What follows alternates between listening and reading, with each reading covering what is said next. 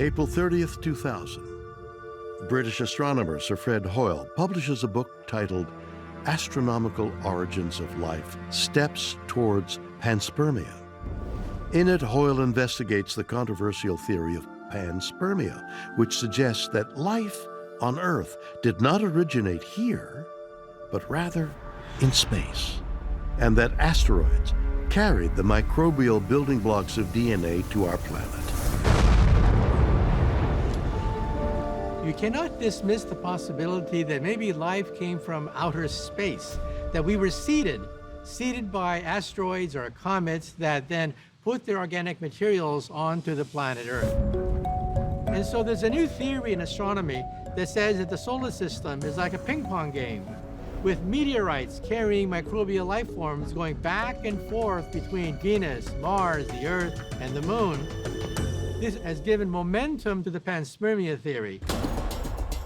Some scientists have suggested that if the theory of panspermia is true, then it's possible that extraterrestrial viruses could also travel here, bringing with them diseases that would be much different from the ones that exist on Earth.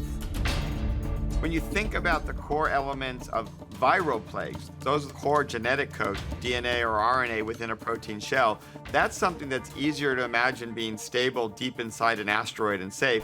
And so any sort of virus or plague, you can imagine them starting from one of these asteroid events. A space plague is a leap into the unknown. We have no way of knowing what kinds of DNA, or maybe a modified DNA version, exists in outer space. We've never seen other kinds of viruses from outer space that can infect Earthlings. So right now, we simply don't know the answer. I think if a plague came from outer space, just like the way some of the plagues we know jump from animals to humans suddenly, any sudden change in the viruses or bacteria that are attacking you as a human, your immune system will not have a defense to, most likely. These dramatic events, whether it's from space or a sudden jumping from animals to humans, are the reason these plagues can be so devastating. A plague from outer space. While that may seem like a far-fetched notion, it's a possibility that science must be prepared for. There are always these viruses out there, these things that we can't explain. It's important for us to always be vigilant and to be aware and to have our public health authorities always on the lookout, so we can never put our guard down. Hopefully, the faster we are and the better we are at bioengineering, the faster we can make vaccines and countermeasures.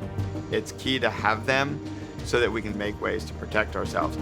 Preparing for any disease is complex, and it requires a lot of mobilization of government, public health, and science to be able to figure out what happened and to prevent it from happening again, to be able to halt transmission of this disease, whatever it is. It becomes a detective story as well. You need to figure out where it came from and how to attribute the disease. It's a mystery that our lives depend on, and we need people to be working on that, thinking about that. Perhaps what makes deadly diseases so frightening is that we never know when they're going to strike next, and that uncertainty is also what forces us to ask ourselves, are we really safe? Well, the truth is that only time will tell, which means that, at least for now, these questions will remain unexplained.